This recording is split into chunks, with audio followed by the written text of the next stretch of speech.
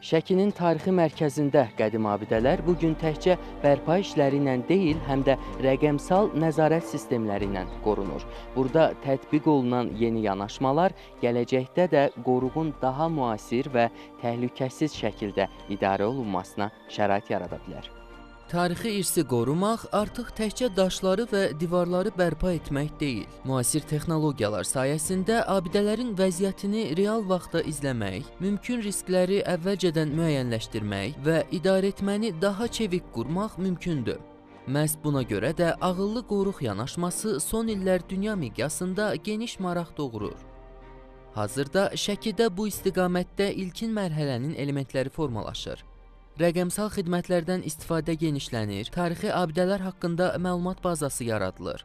Gələcəkdə isə texnologiyanın imkanlarının daha da artırılması nəzərdə tutulur. Artıq bir neçə ildir ki, Yuxarıbaş Milli Tarix Memarlıq Qoruğu ərazisində fəaliyyət göstərən tarixi abidələrə və muzeylərə giriş rəqəmsal biletlərin satışı ilə həyata keçirilir. Şəki Xan Sarayında həm də Şəkixanovların evində tarixi abidələrin qorunması məqsədi ilə xüsusi cihazlar quraşdırılmışdır ki, otaqların temperatur və rütubəti hər gündəlik olaraq hər bir saat və dəqiqədə xüsusi olaraq ölçülür, yoxlanılır və bu şəkildə tarixi abidələr duzlaşmadan və rütubətdən qoruna bilir. Qoruqda ziyarətçilərə göstərilən bəzi xidmətlər artıq elektron sistem üzərindən həyata keçirilir.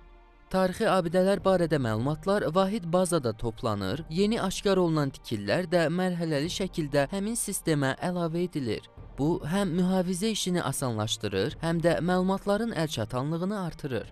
Dövlət Turizm Agentliyinin tabeliyində olan tarix memarlıq abidələrinin reyestri formalaşdırılmışdır. Bu reyestr həm ingilis, həm Azərbaycan dilində tarixi abidələrin pasportlarını, onlar haqqında məlumatları, arxiv şəkillərini, müasir foto şəkilləri ehtiva edir ki, istənilən insan həmin sistemə daxil olaraq istədiyi abidə haqqında müəyyən məlumatlar, foto şəkillər, sənədlər əldə etmək imkanına malik ola bilər. Yeni texnologiyalar yalnız məlumat toplamaq üçün deyil, təhlükələrin qarşısını vaxtında almaq üçün də nəzərdə tutulur. Temperatur və rütubətdə baş verən dəyişikliklər davamlı nəzarətdə saxlanılacaq. Bu isə abidələrin təbii amillərdən zərər görmə riskini azaltmağa kömək edəcək. Növbəti mərhələdə lazer skanerlərlə üçölçülü modellərin hazırlanması, pilotsuz uçuş aparatları ilə müşahidələrin aparılması və süni intellekt vasitəsilə toplanan məlumatların təhlili planlaşdırılır.